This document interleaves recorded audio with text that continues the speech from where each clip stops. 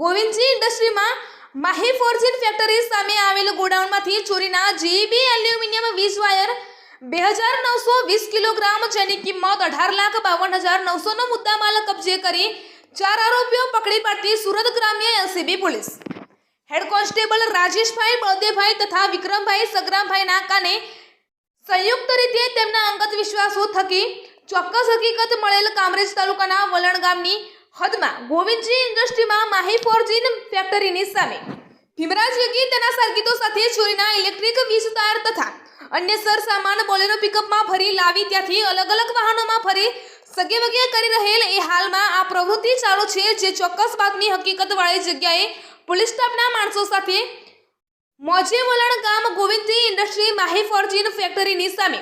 આવેલ ગોડાઉનની બહાર પાર્ક કરેલ બોલેરો પિકઅપ જેનો નંબર GJ05CW3754 તથા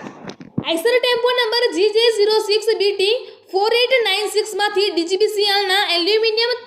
વીજ તાર તથા ડીજીવીસીએલનો મોટો સામાન મળી આવેલ અને તેમજ સદર જગ્યાએ 4 ઇસમો હાજર મળી આવતા તેઓને પૂછપરછ કરતા સદર બંને વાહનોમાં